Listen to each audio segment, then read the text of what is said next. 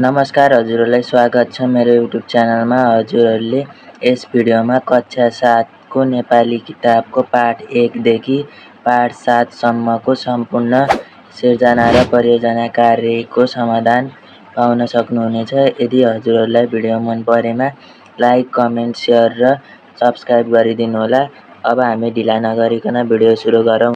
यस भिडियोको पाठ 1 मा मेरो देश भन्ने एउटा कविता रहेको छ। यो कवितामा दुईवटा सिर्जना र परियोजना कार्य रहेका छन्। 1 नम्बरमा मेरो विद्यालयको शीर्षकमा कविता रचना गरेर कक्षामा सुनाउनुहोस् भनिएको छ। यहाँ एउटा शीर्षक मेरो विद्यालय शीर्षकमा यहाँ कविता रहेको छ। यो कविताको नमुना मात्र हो। हजुरहरूले अन्य यस्तै कविताहरू पनि रचना गर्न सक्नुहुनेछ। यो मेरो विद्यालय भन्ने शीर्षकमा अन्य कविताहरू पनि रचना गर्न सक्नुहुनेछ, अथवा हजुरहरूले यही कवितालाई पनि पढेर राम्रोसँग बुझेर लेख्न सक्नुहुनेछ। त्यस्तै अब हाम्रो अर्को सिर्जना र परियोजना कार्यको 2 नम्बरमा तपाईको समुदायमा प्रचलित कुनै गीत वा कविता खोजेर कक्षामा प्रस्तुत गर्नुहोस् भनिएको छ। यहाँ एउटा मेरो गाउँ शीर्षकमा एउटा कविता रहेको छ। यो कविता हजुरहरूले हेर्न सक्नुहुन्छ। यहाँ मेरो गाउँ हरियाली छ, डाँडा काँडा रमाइलो भन्ने सरल शब्दहरूमा यहाँ कविता तयार पारिएको छ। यस्तै हजुरहरूले विभिन्न शीर्षकमा कविता तयार पार्न सक्नुहुनेछ। त्यस्तै अब यो अर्को पेजमा पनि सोही कविताको बाँकी अंशहरू वा बाँकी वाक्यहरू रहेका छन्। यसरी नै हजुरहरूले विभिन्न शीर्षकहरूमा आफूले जाने अनुसारको कविता तयार पार्न सक्नुहुनेछ। यसरी नै आफूले सिर्जना गरेर हजुरहरूले कविता तयार पार्न सक्नुहुनेछ। यही कविता लेख्नुपर्छ भन्ने छैन। आफूले जानेको शीर्षकमा कविता तयार पार्न सक्नुहुनेछ। जस्तै मेरो विद्यालय, मेरो घर जस्ता विभिन्न शीर्षकमा कविता तयार पार्न सक्नुहुनेछ। अब हाम्रो अर्को पाठ 2 मा तितो बोली सच्चा गुण भन्ने एउटा कथा रहेको छ। यस कथामा पनि दुईवटा सिर्जना र परियोजना कार्यहरू रहेका छन्। 1 नम्बरमा तल दिएका बुँदाका आधारमा कथा लेखी उपयुक्त शीर्षक समेत राख्नुहोस् भनिएको छ। यहाँ बुकमा अथवा किताबमा एउटा बुँदाहरू दिएको छ। त्यहाँ बुँदाहरू दिएको छ, त्यसको आधारमा यहाँ कथा तयार पारिएको छ, जुन कथाको शीर्षक बुद्धिमानीको जित भन्ने रहेको छ। यो कथा हजुरहरूले पढ्न सक्नुहुनेछ। म हजुरहरूलाई यो कथा वाचन गरेर सुनाउँछु। एक गाउँमा 4 जना मिल्ने साथी थिए। तीमध्ये 3 जना तान्त्रिक र शास्त्रका ज्ञाता थिए भने चौथो अनपढ तर धेरै बुद्धिमान व्यक्ति थियो। एक दिन 4 जना घुम्न निस्किए। यात्रा गर्दै गर्दा उनीहरू जङ्गलमा पुगे र रात भयो। जङ्गलको एउटा घना भागमा ठुलो तान्त्रिकले बाघका हाड भेट्टाए। हाड रुखमुनि राखेर बस्दा तीनै जनाले बाघका हाड जोड्न थाले। पहिलोले आफ्नो शक्तिले हाड जोड्यो, दोस्रोले त्यसमा प्राण भर्न सुरु गर्यो, तेस्रोले हाडको वरिपरि मासु र छाला राखेर मोड्न थाल्यो। तर चौथो साथीले डराएर भने, यो साँच्चीकै बाघ बन्न सक्छ र हामीलाई खान सक्छ। यस्तो काम नगर्नु राम्रो हो। तर तीनै जना उनीलाई ध्यान दिएनन्। तीनै तान्त्रिकले अन्ततः बाघमा प्राण भरेर बाघ बाँच्नसाथ ठुलो गर्जन गर्दै उठ्यो। तीनै जना तान्त्रिक आफ्नो विधामा सफल भएकोमा खुसी भए। तर तुरुन्तै बाघले उनीहरूलाई आक्रमण गर्न थाल्यो। तीनै जना रुखमा चढेका थिए। चौथो साथीले चतुरापूर्वक आफ्नो गुलेली र साना ढुङ्गा लिएर बाघलाई हान्यो। बाघ आत्तिएर जङ्गलबाट भाग्यो। अन्ततः सबैको ज्यान बच्यो। तीनै जनाले चौथो साथीको बुद्धिमानीको प्रशंसा गरेर धन्यवाद दिए। यहाँ दिनुभयो भनेको छ, यहाँ दिए भनेर लेख्नुहोला। यसरी हजुरहरूले कथा तयार पार्न सक्नुहुनेछ। त्यो बुँदाको आधारमा यसरी आफ्नै शैलीमा हजुरहरूले कथा तयार पार्न सक्नुहुनेछ। यो नमुना हो। हजुरहरूले आफै सिर्जना गरेर पनि कथा तयार पार्न सक्नुहुनेछ। अब हाम्रो अर्को सिर्जना र परियोजना कार्यको 2 नम्बरमा अभिभावकलाई सोधी एउटा लोककथा लेखेर कक्षामा सुनाउनुहोस् भनिएको छ। यहाँ एउटा शीर्षकमा चालक कुखुरा र लोभी चलाक हो। यो चालक भएको छ, यो चलाक भनेर लेख्नु होला। यो चलाक कुखुरा र लोभी भाग हो। र यो शीर्षकको आधारमा हजुरहरूले कथा तयार पार्न सक्नुहुनेछ, अथवा हजुरहरूले आफ्नै अभिभावकलाई सोध्दा अन्य शीर्षकहरूमा कथा तयार पार्न सक्नुहुनेछ। यो छोटो कथा हो। हजुरहरूले अन्य कथाहरू पनि तयार पार्न सक्नुहुन्छ। यही कथाको बाँकी अंश अर्को पेजमा रहेको छ। यो अर्को पेजमा सोही कथाको बाँकी अंशहरू रहेको छ। यो कथामा बाँकी त अघिल्लो पेजको बाँकी कथाहरू रहेको छ। यो कथाहरू हजुरहरूले लेख्न सक्नुहुनेछ, आफैले बनाएर पनि लेख्न सक्नुहुनेछ। र हाम्रो अब पाठ 3मा रोजगारीको महत्त्व भन्ने शीर्षकमा एउटा संवाद रहेको छ। यो संवादमा पनि सिर्जना र परियोजना कार्यमा 1 नम्बरमा वन जङ्गल संरक्षण शीर्षकमा 2 पात्र बीचको संवाद लेखी शिक्षकलाई देखाउनुहोस् भनिएको छ। यहाँ शीर्षक वन जङ्गल संरक्षण रहेको छ। यहाँ पात्र आर्यन सीता 2 जना रहेका छन्। यो पात्रहरूको बीच भएको संवाद यहाँ रहेको छ। आर्यन विद्यार्थी प्रकृति प्रेमी, सीता आर्यनकी साथी जिज्ञासु र उत्साहित।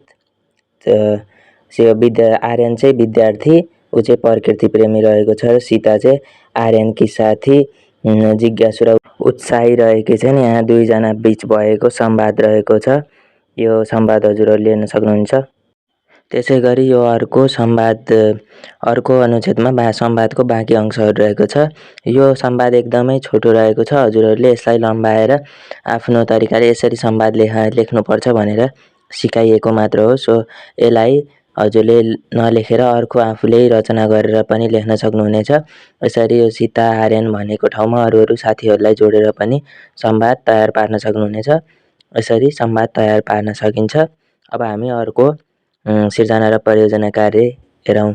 अब हाम्रो यो अर्को सिर्जना र परियोजना कार्यको 2 नम्बरमा परिवारको सहायताले तपाईको समुदायमा भएका स्वरोजगारीका क्षेत्र पहिचान गरी कक्षामा प्रस्तुत गर्नुहोस् भनिएको छ। यहाँ मेरो समुदायमा स्वरोजगारीका क्षेत्र भनेर एउटा शीर्षक राखेर यहाँ रोजगारीका क्षेत्रहरू चयन गरिएको छ। यहाँ कृषि र पशुपालन, साना व्यवसाय भनेर यो पेजमा रहेको छ। त्यस्तै अर्को पेजमा विभिन्न शीर्षकमा स्वरोजगारीका शीर्षकहरू रहेका छन्।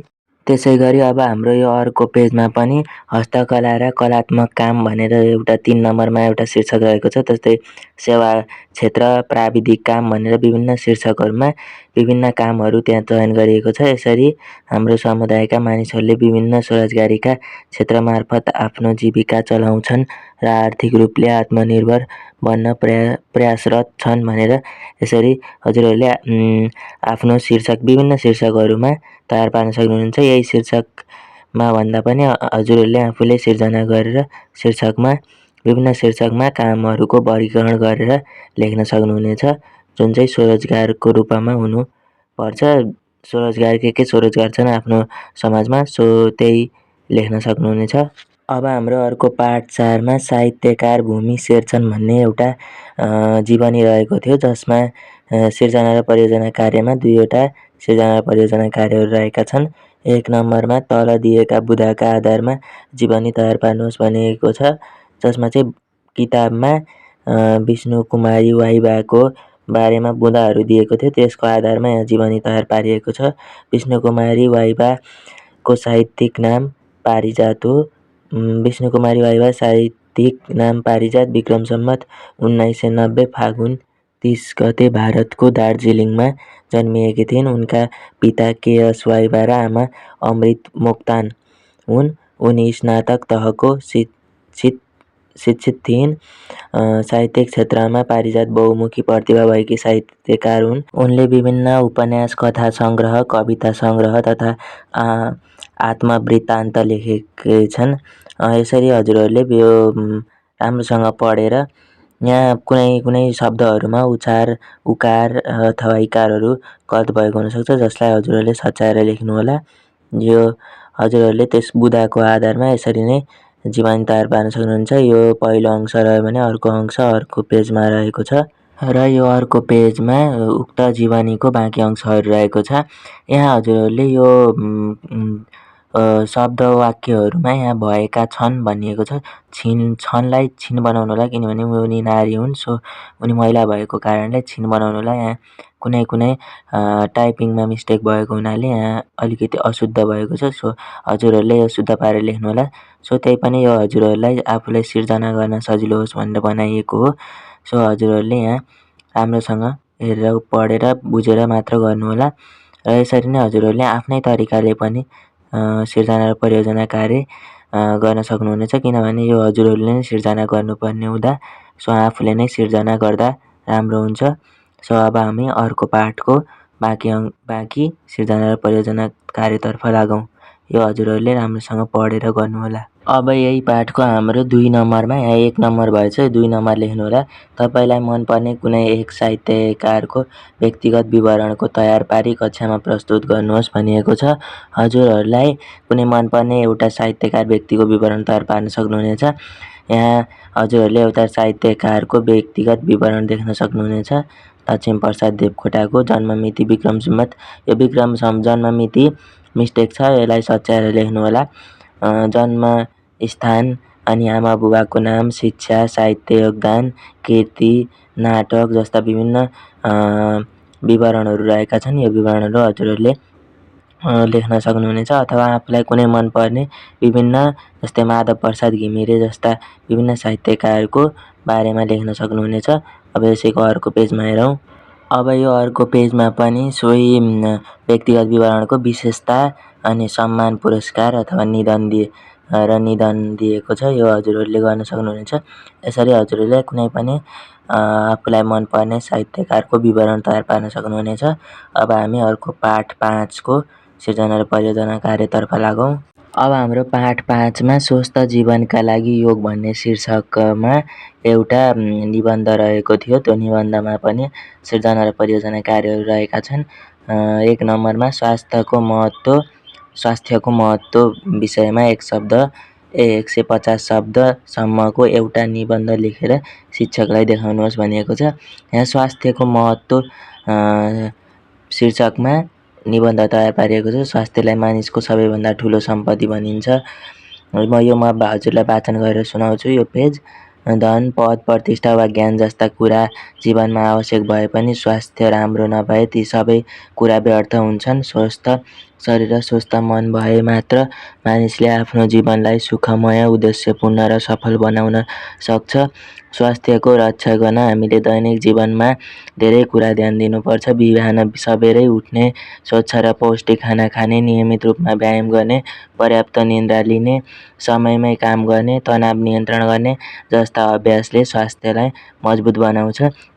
यसरी हजुरहरूले यो निबन्ध तयार पार्न सक्नुहुनेछ। यसैको बाँकी अंशहरू अर्को पेजमा रहेको छ। यो बाँकी अंशहरू पनि म हजुरहरूलाई वाचन गरेर सुनाउँछु। सरसफाइमा ध्यान दिनु पनि अत्यन्त जरुरी हुन्छ। अस्वच्छ वातावरणमा बस्दा विभिन्न रोग फैलिन्छन् र जीवन असुरक्षित बन्छ। रोग लागेपछि उपचारमा ठुलो खर्च हुन्छ र पीडा समेत भोग्नुपर्छ। त्यसैले रोग लागेपछि मात्र औषधि खोज्नेभन्दा पहिले नै रोग लाग्न नदिने बानी अपनाउनुपर्छ। निवारण उपचारभन्दा उत्कृष्ट हो भन्ने भनाइ स्वास्थ्यसँग सम्बन्धित सबैभन्दा सत्य कुरा हो। स्वस्थ व्यक्तिले पढाइ, खेलकुद, व्यापार वा समाज सेवा जस्ता क्षेत्रमा उत्कृष्ट योगदान दिन सक्छ। उसले आफ्नो जीवनलाई मात्र होइन, परिवार, समाज र राष्ट्रलाई समेत सबल बनाउन सक्छ। स्वास्थ्य नभएको अवस्थामा जीवन न त रमाइलो हुन्छ न त उत्पादक। यसैले हामी सबैले स्वास्थ्यलाई पहिलो प्राथमिकता राख्नुपर्छ। स्वास्थ्य नै जीवनको वास्तविक धन हो र यही धन सुरक्षित गर्न सके मात्र हामीले उज्जवल भविष्य निर्माण गर्न सक्छौँ। यसरी हजुरहरूले यस शीर्षकमा निबन्ध तयार पार्न सक्नुहुनेछ। अब हामी अर्को सिर्जना र परियोजना कार्य 2 नम्बर हेरौँ। अब हाम्रो सिर्जना र परियोजना कार्यको 2 नम्बरमा तपाईँको घर परिवार वा समुदायमा हुने गरेका योग सम्बन्धी अभ्यास अभिभावक वा साथीसँग सोधेर लेख्नुहोस् भनिएको छ। यहाँ हाम्रो परिवार र समुदायमा योग अभ्यास भन्ने शीर्षकमा योग अभ्यासका विभिन्न तरिकाहरू दिएको छ।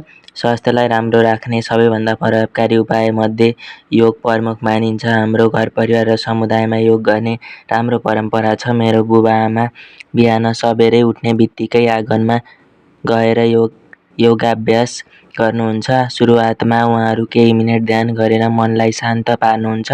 त्यसपछि प्राणायाम गरेर सास भित्र बाहिर लिने अभ्यास हुन्छ। यसले मनलाई शान्त, तनलाई ताजा र शरीरलाई रोगमुक्त राख्ने विश्वास गरिन्छ। हाम्रो समुदायमा पनि प्राय बिहान पार्क, मन्दिरको आँगन वा खाली स्थानमा दाजुभाइ दिदीबहिनीहरू जम्मा भएर सामूहिक योग अभ्यास गर्छन्। त्यहाँ सूर्य नमस्कार, ताडासन, भुजङ्गासन, हलासन, पद्मासन जस्ता आसन गर्ने परम्परा छ। वृद्ध, युवा र बालबालिका सबैले आफ्नो क्षमता अनुसार योगमा सहभागी हुने गरेको देखिन्छ। अब यो अर्को पेजमा पनि सोही योगको बारेमा लेखिएको छ। यो हजुरहरूले लेख्न सक्नुहुनेछ। अब हामी यो हजुरहरूले आफूले पढेर गर्न सक्नुहुनेछ यो अर्को पेजको। अब हामी अर्को पाठको परियोजना कार्यतर्फ लागौँ। अब हाम्रो पाठ 6मा भाइलाई चिठी भन्ने एउटा चिठी रहेको छ। यसमा पनि सिर्जना र परियोजना कार्यमा 1 नम्बरमा गाउँमा बस्ने आफ्नो साथीलाई वन जङ्गलको महत्त्व दर्शाई यसको संरक्षणका लागि लाग्ने सल्लाह दिँदै एउटा चिठी लेख्नुहोस् भनिएको छ। यहाँ एउटा साथीलाई चिठी तयार पारिएको छ। यो यसमा चाहिँ मिति साइडमा लेख्नुपर्ने हुनेछ। यहाँ 2082 4 महिना 2 गते भनेर लेखिएको छ। अनि यहाँ चाहिँ एउटा साथीलाई सम्बोधन गर्दै चिठी लेखिएको छ। स्नेहपूर्ण नमस्कार, आशा छ तिमी र तिम्रो परिवार सबैजना स्वस्थ र सुखी हुनुहुन्छ होला भनेर यहाँ चाहिँ वन जङ्गलको महत्त्व दर्शाएर चाहिँ यहाँ चिठी तयार पारिएको छ। यो हजुरहरूले गर्न सक्नुहुनेछ। त्यसै गरी अब यो अर्को पेजमा पनि सोही चिठीको बाँकी अंशहरू रहेको छ। यो अन्तिममा यति लेखेर आजको चिठी यहीँ समाप्त गर्छु। चाँडै भेटौँला भन्ने आशा राख्दै भनेर लेख्नुहोला र यहाँ तिम्रो साथी तपाईँको नाम भनेको ठाउँमा यहाँ आफ्नो नाम लेख्नुहोला। यसरी हजुरहरूले चिठी तयार पार्न सक्नुहुनेछ। आफ्नो साथीको कुनै मिल्ने साथीको बारेमा उसलाई वन जङ्गलको महत्त्व दर्शाएर आफूले चिठी लेख्न सक्नुहुनेछ। अब त्यसै गरी सिर्जना र परियोजना कार्यको 2 नम्बरमा पत्र मञ्जुसाको प्रयोग के कामका लागि प्रयोग गरिन्छ अभिभावकसँग सोधेर वा सामाजिक सञ्जालबाट खोजेर लेख्नुहोस् भनिएको छ। यहाँ पत्र मञ्जुसा भनेको पत्र लेख्ने अभ्यासको लागि प्रयोग गरिने पुस्तक वा सङ्ग्रह हो। यसमा विभिन्न विषय लेखिएका नमुना पत्रहरू राखिएका हुन्छन्। यसको प्रयोगका मुख्य कामहरू यस प्रकार छन् भनेर दिएको छ। यहाँ विद्यार्थीलाई पत्र लेख्ने तरिका सिकाउन अनि सही ढाँचा, मिति, सम्बोधन, अन्त्य देखाउन, विभिन्न प्रसङ्ग अनुसार आमन्त्रण पत्र, धन्यवाद पत्र, सल्लाह दिने पत्र, क्षमा माग्ने पत्र लेख्न सजिलो बनाउन, अभ्यास गर्न र परीक्षामा राम्रोसँग उत्तर दिन सहयोग पुर्याउन जस्ता विभिन्न कामको लागि यो पत्र मञ्जुसाको प्रयोग गरिन्छ भनेर हजुरहरूले लेख्न सक्नुहुनेछ। यो 2 नम्बरको सिर्जना र परियोजना कार्य भयो। अब हाम्रो अर्को पाठ 7मा परिकल्पना भन्ने एउटा कथा रहेको छ। यसमा पनि सिर्जना र परियोजना कार्य रहेको छ। दिएको खाली ठाउँमा उपयुक्त क्रियापद राखी कथा पुरा गर्नुहोस् र उपयुक्त शीर्षक समेत दिनुहोस् भनिएको छ। यहाँ शीर्षक कुकुरको निष्ठा भनेर राखिएको छ। यहाँ किसानको घरमा एउटा राम्रो भूत, त्यहाँ चाहिँ विभिन्न खाली ठाउँहरू दिएको छ। त्यसको आधारमा चाहिँ यहाँ कथा तयार पारिएको हो। किसानको घरमा एउटा, यो म हजुरहरूलाई वाचन गरेर सुनाउँछु। किसानको घरमा एउटा राम्रो कुकुर हुन्थ्यो। कुकुरले इमान्दारपूर्वक घरको हेरचाह गर्थ्यो। तर कुकुर बुढो हुँदै गएपछि किसानले उसलाई व्यवस्था गर्न थाल्यो। खानपिन र बस्ने कुरामा पनि ध्यान दिएन। यद्यपि किसानले पहिले कुकुरलाई निकै माया गर्थ्यो, पछि उसलाई पिट्न समेत थाल्यो। यसरी व्यवहार भएपछि कुकुर निराश भएर घर छाडेर हिँड्यो। बाटोमा उसको स्यालसँग भेट भयो र उनीहरूबीच मित्रता समेत भयो। कुकुरले आफ्नो दुःखको कथा स्याललाई सुनायो। चलाक स्यालले नेपाली जुक्ति निकाल्यो। एक दिन किसानकी श्रीमती खेतमा काम गर्दै थिइन्। उनले आफ्नो सानो छोरालाई छेउमा सुताएर काम गर्दै थिइन्। त्यही समयमा स्याल त्यहाँ पुग्यो र शिशुलाई लिएर जङ्गलतिर भाग्यो। कुकुरले तुरुन्त भुक्दै स्याललाई पछ्याउन थाल्यो। किसानकी पत्नी डरले बेहोस भइन्। केही समयपछि कुकुरले शिशुलाई सुरक्षित लिएर फर्किआयो।